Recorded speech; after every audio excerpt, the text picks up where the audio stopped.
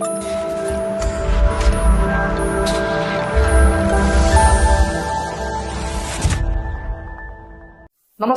ഞാൻ രമേഷ് ഗോപാൽ, തനിമ special news. പാത്രങ്ങൾ ഒന്നും എടുത്തു വെക്കാൻ, ആഹാര സാധനം ഒന്നും ഇല്ല എങ്കിൽ കൂടെയും നിറഞ്ഞ് ഈച്ചയിരിക്കുകയാണ്.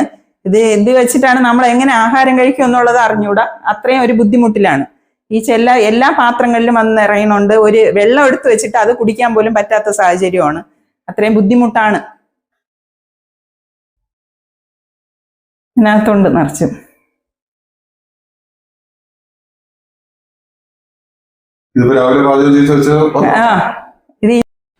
ഈച്ച ശല്യത്തിൽ വലഞ്ഞ് ഒരു പ്രദേശത്തെ ജനങ്ങൾ.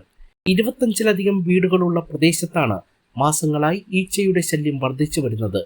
തിരുവനന്തപുരം കാട്ടാക്കട വീരണകാവിലാണ് കുട്ടികളും വൃദ്ധരും ഉൾപ്പെടെയുള്ളവർ ദുരിതം പേറുന്നത്. പ്രദേശത്ത് നിരവധി കോഴി ഫാമുകൾ പ്രവർത്തിക്കുന്നുണ്ട്.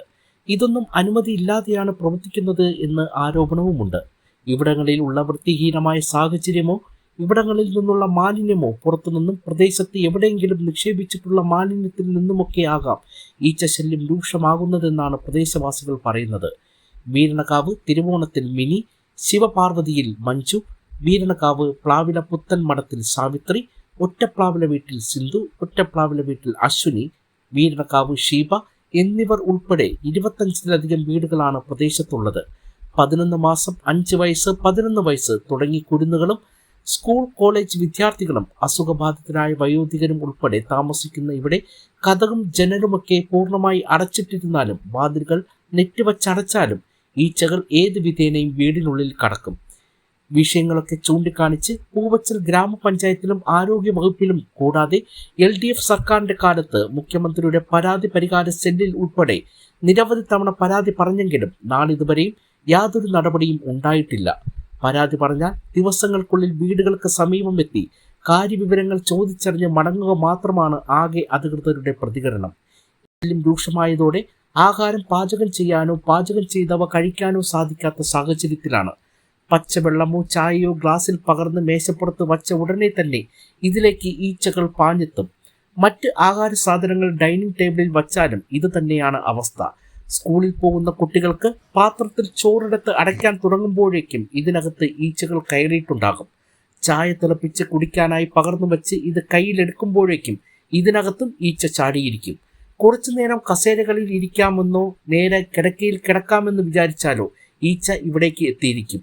പ്രദേശത്ത് വിവിധ തരത്തിൽ ശരീരത്തിൽ മുറിവേറ്റ് ചികിത്സ തുടരുന്നവർക്ക് ആണ് ഏറെ പ്രയാസം. ഈച്ച പറന്നെത്തി മുറിവുകളിലേക്ക് വന്നിരിക്കുന്നത് ഇവർക്ക് അസഹനീയമാണ്.